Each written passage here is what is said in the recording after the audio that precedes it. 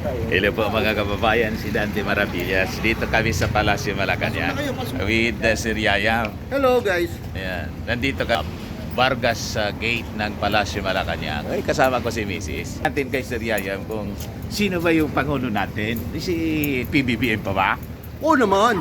Siyempre, hanggang 2028 sigurado yan. Walang sablay. Walang sablay. Kumusta naman ngayon yung mga balita kasi laging tinitulugsa, lalo na yung sa issue sa PhilHealth. Ano ba yung development nun? Nag-decision yung Supreme Court. Ay, Anong nako. katotohanan nun?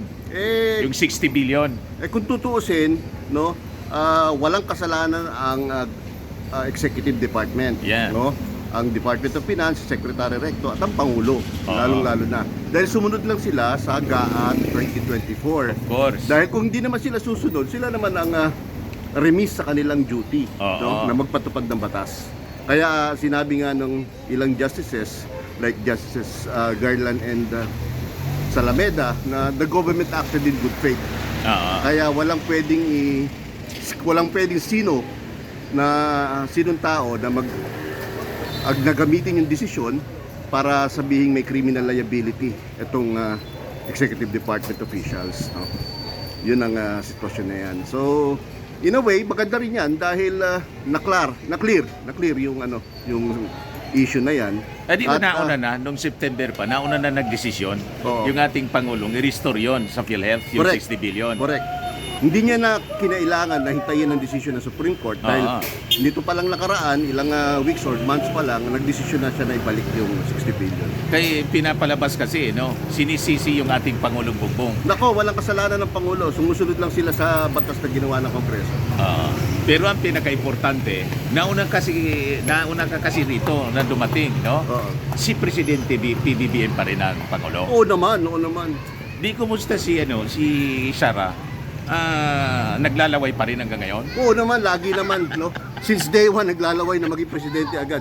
No? Yun pala talagang plano nila, no? Oo, Kaya nakipag-team up. Totoo. Kasi hindi magiging presidente sa tamang proseso eh. Kaya dinadaan nila dito sa mga destabilization, PBBM resign, or yung change of government na yan, reset or whatever. Ang sama pala ng plano nila, from day one gano'n na. Totoo yan.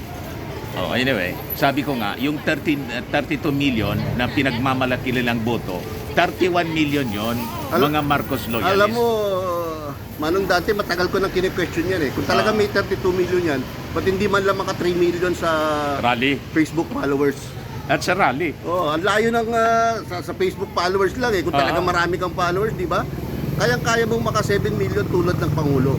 Ang layo ng diferensya nila in terms of Facebook following eh. 7 million mahigit si Pangulo, sa kanya 2 million mahigit. So ang ibig sabihin, yung mga very active sa Facebook nila, mga trolls talaga na. Baka sa Beijing naka-base. Oo, totoo yan. Dahil kapag sa social media, napakaingay, no? Napakadaming nagkokomento, no? Tapos pagdating sa pagpapatawag ng suporta sa kanilang maisog rallies at yung sinasabi nilang PBBM resign, no? Ilang piraso lang ang pumupunta. Anyway, maraming salamat. Pasok na tayo para ma-check natin kung talagang ano pala yung activity ngayon?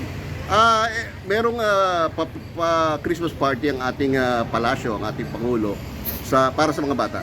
At tayo na invite to cover the event. Para lang makita natin, ma-cover natin yung magandang celebration na ito. Maraming salamat, Sir Yayam. Ay, by the way, kumusta yung negosyo mo? Ayos naman, yung opening. Yung opening namin is December 8, 10 a.m., no? Ito yung sa Regalado Avenue branch. Pangatlo na pala, no? Pangatlo na yun.